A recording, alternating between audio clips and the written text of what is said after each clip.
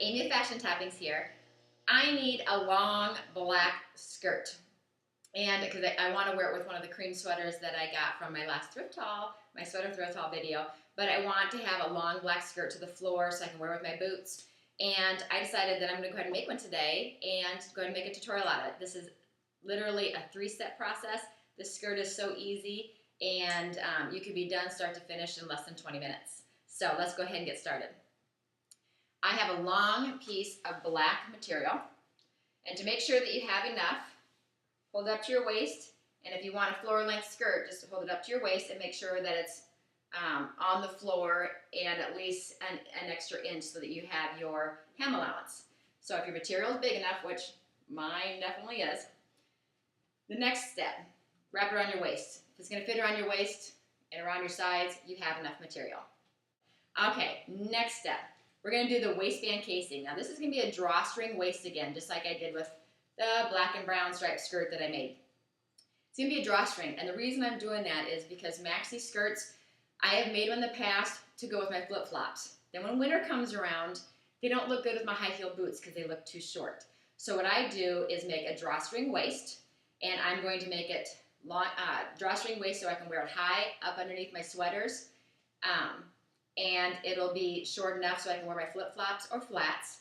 But if I want to wear high-heel boots, then since it's drawstring, I can make it wider, slide it lower on my hips, and then it's long enough to cover my heels of my high-heel boots. So it's basically allowing me to adjust the hem length.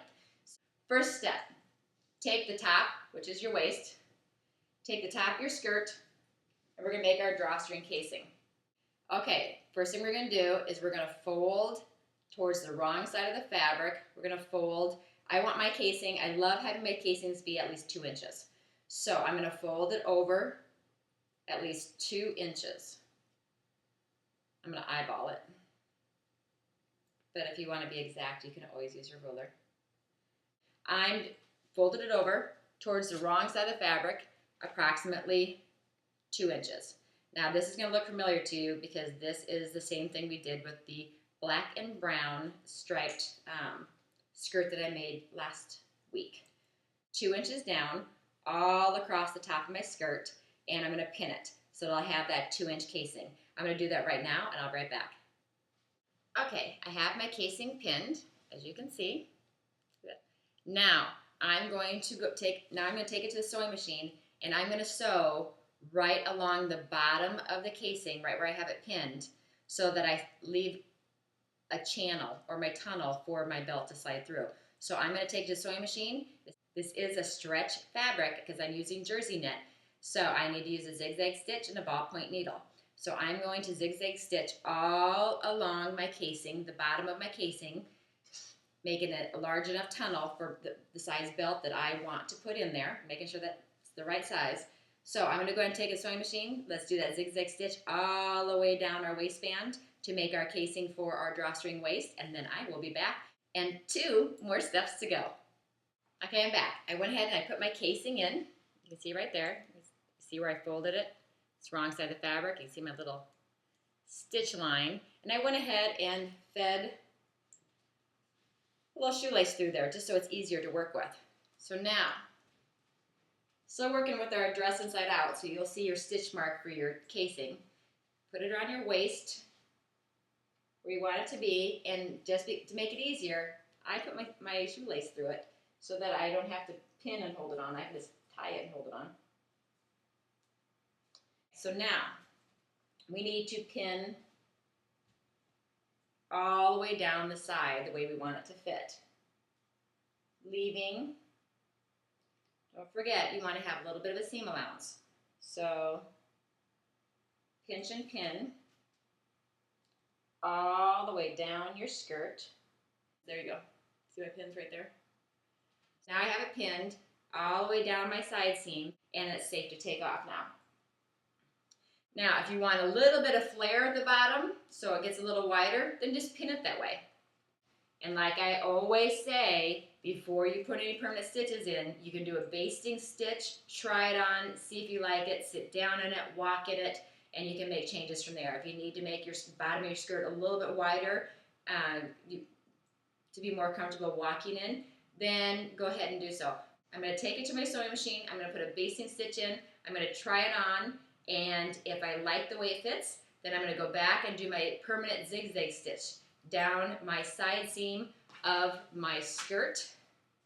So I'll have my waistband done, I'll have my side seam done, and then the last step will just be putting a hem at the bottom. So let me put my basting stitch in and try it on. Let's see if I have it pinned right and if it's going to look the way I want.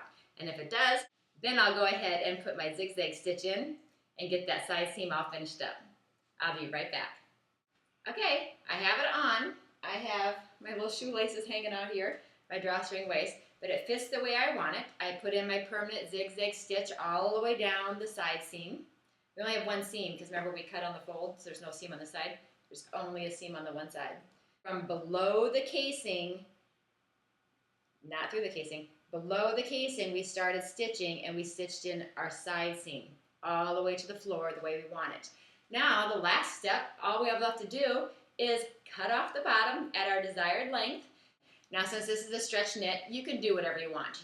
This is how much extra material I have. I mean, wow, I have leggings on, so it's no big deal. But for the hem, you're going to turn it towards the wrong side of the fabric, and you're going to fold it. You can either do a single rolled hem, which is just folding once, which is probably what I'm going to do, or you can fold it twice and do a double rolled hem. I'm going to cut it off to my desired length, leaving 1 inch so that I can fold it and put a single rolled hem. So I'm going to go get this length cut off, get my hem put in, and then I'm going to take some pictures, and we are done. So I'm going to get this finished up, and I'll be right back. Now it's done. So simple. 3 steps. Take your material, flip over the top edge to make your casing for your drawstring waist, then fold your skirt around your body, sew in with the zigzag stitch, sew in your side seam all the way to the floor, then put a hem in the bottom, and you're done. This was such an easy project, and I made the skirt for under $5 and made it completely under 20 minutes from start to finish. So this is a great staple piece. If you made these with the knit fabrics, because they're so inexpensive, navy blue, brown, black, beige, if you can find it. It's hard to find the beige in this material. But these are great staple pieces so that you have a very inexpensive wardrobe for work. Just make these skirts in several different colors and then dress them up with blazers, blouses, and sweaters. No one's going to know the difference, and you only spend $5. I love this project. I'm going to go ahead and take some pictures with the 2 different kinds of shoes and with a shirt that looks a little bit nicer with it. And I'm going to dress it up, take some pictures, get them posted for you at the end of this video. This is Amy with Fashion Toppings with a very simple project. Until next time, you have a great day.